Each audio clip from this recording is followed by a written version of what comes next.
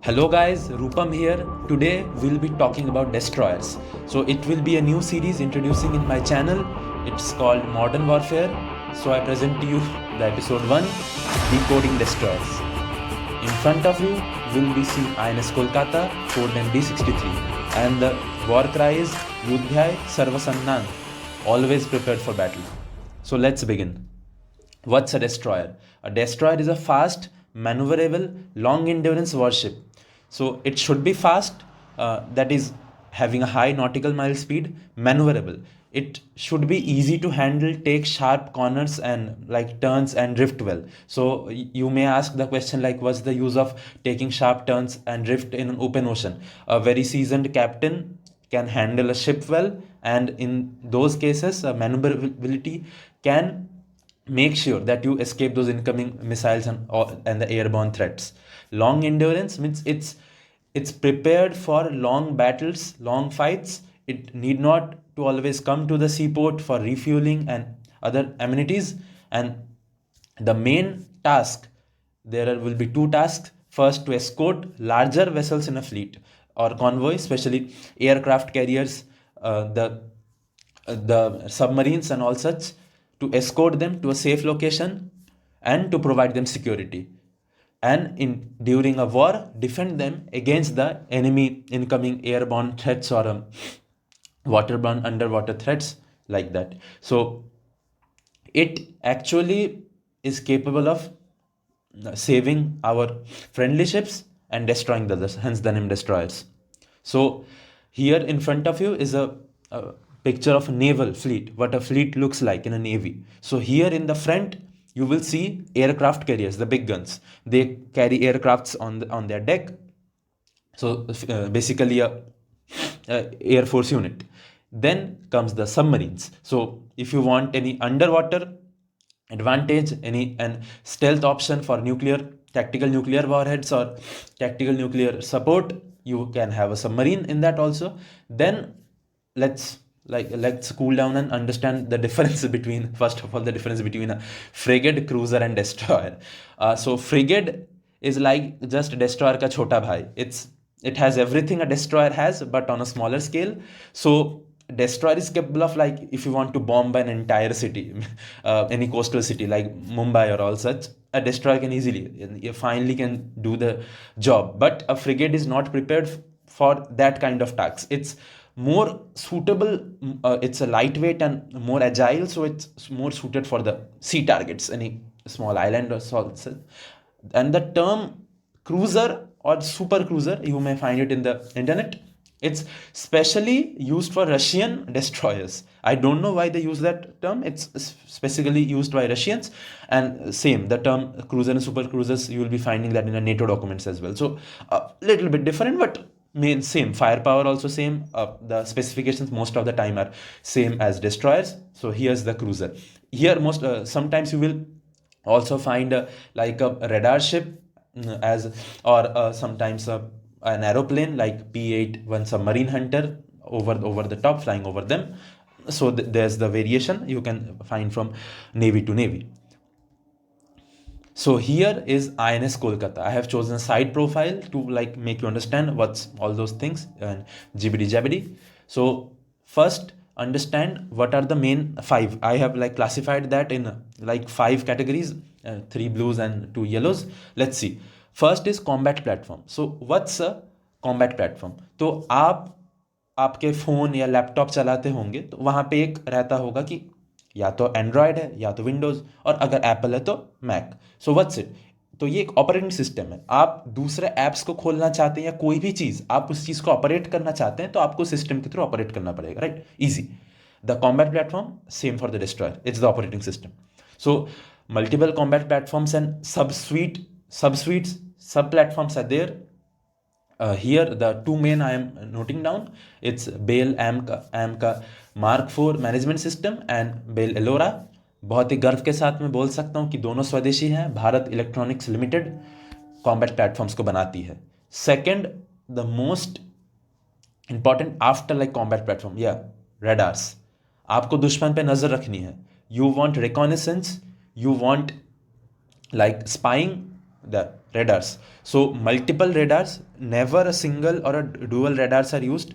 Most of the time आप देख पाएंगे कि 4 5 6 7 8 कुछ भी आप रेडार्स यूज़ करेंगे, 7 से 8 अगर रेडार्स यूज़ होते हैं तो सबका कोई अलग अलग स्पेसिफिक फंक्शंस होता है कि कोई सिर्फ एयर थ्रेट्स को हैंडल करता है, कोई सिर्फ अंडर वाटर थ्रेट्स को, कोई सिर्फ न्यूक्लियर थ्रेट्स को कि आसपास हाँ कोई अगर फॉरेन कोई एयरबॉर्न मिसाइल फायर होती है तो उनको, तो बेसिकली स्पेशलिटी है सबकी। यहाँ पर और भी एडवांस्ड रडार्स हैं और भी सब रडार्स हैं। मैं तीन रडार्स के नाम नोट डाउन किया हूँ। First will be the Thales LWD band search radar, it's basically for searching. Then the Bharat electronics limited वो sonar, so that's specialised for underwater threats, submarines से जो मिसाइल्स या रॉकेट्स फायर किए जा सकते हैं। And the third IAI, it's AESA multi function radar, तो आप कहीं भी इसको यूज़ कर सकते हैं।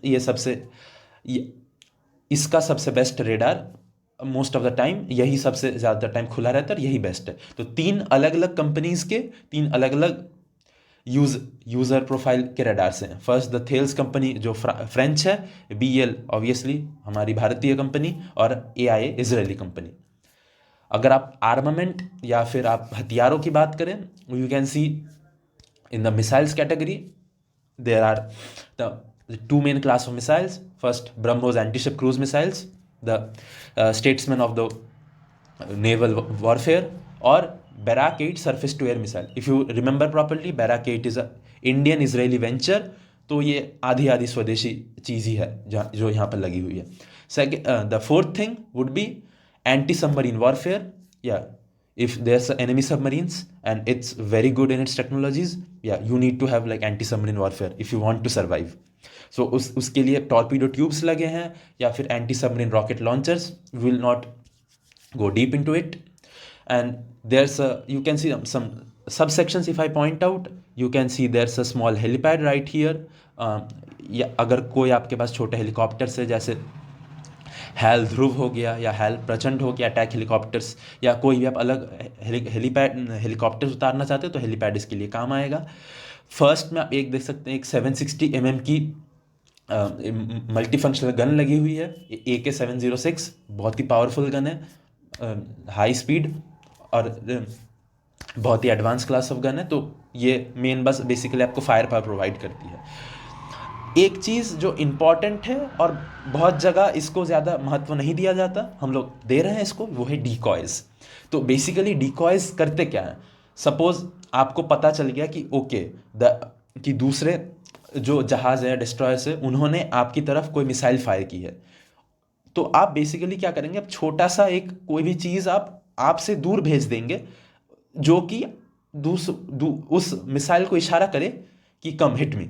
सो ये कैसे काम करता है? Like you can send like a very strong powerful like pressure wave signal और इलेक्ट्रोमैग्नेटिक वेव। तो या तो अगर टॉर्पीडो है तो आप एक हाई थर्मल डिकॉय भी बना सकते हैं कि वो आपके इंजन को मिमिक कर दे कि वो धोखा खा जाए, अच्छा हमारा टारगेट ये है, शिफ्ट हो गया है समथिंग। तो इसमें आपको DRDO के बनाई हुई कवच और मारीच डिकॉयज दिखेंगे। और भी अलग अलग चीज़ें हैं, सबसेक्शंस है, मैं शायद बाद में आपको इलाबोरेट करूंगा दूसरे वीडियोस में। सो ये वीडियो इंडियन नेवी के द्वारा जारित है, मैं चाहूँगा आप ये वीडियो को अच्छे से देखें। सो आई बिलीव लेट्स एंजॉय।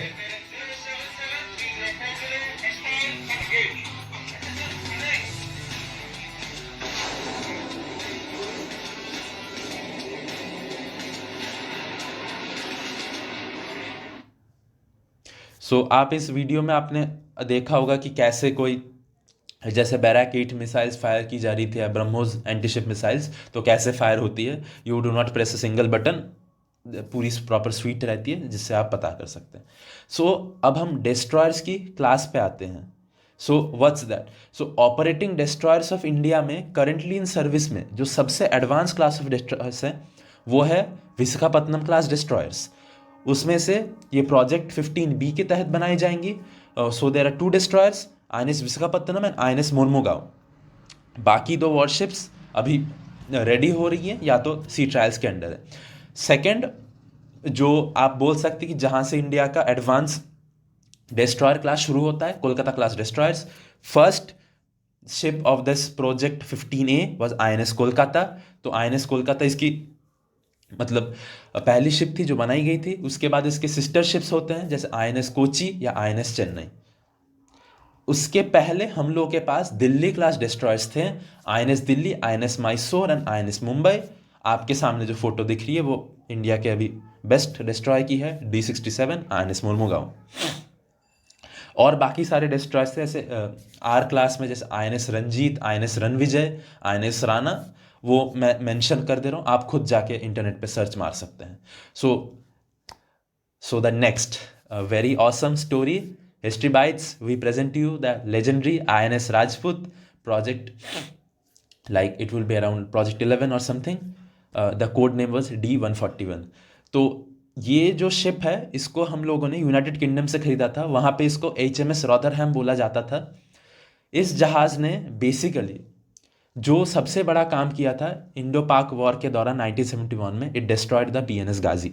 हाँ, आप कुछ भी थ्योरी बना लीजिए कि PNS गाजी तो भाई खुद डूब के मरा था. हाँ, लिबरलिस्ट बोल देंगे भाई कुछ नहीं किया था इंडिया ने. ठीक है भाई, सबको पता है it was INS Rajput who destroyed PNS Ghazi and which was a turning point of the Indo पाक वॉर. उसके बाद से आप अगर ध्यान से आप एनालाइज करेंगे, उसी के बाद से पाकिस्तान का मोरल डाउन हुआ था, इवन अमेरिका का भी मोरल डाउन हुआ था, because the PNS Ghazi was a very much advance class of submarine at that time. That was a turning point when India started to actually legitimately win the war.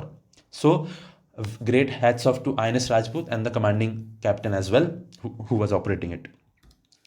Let's talk about the future of Indian Navy or the destroyer specifically.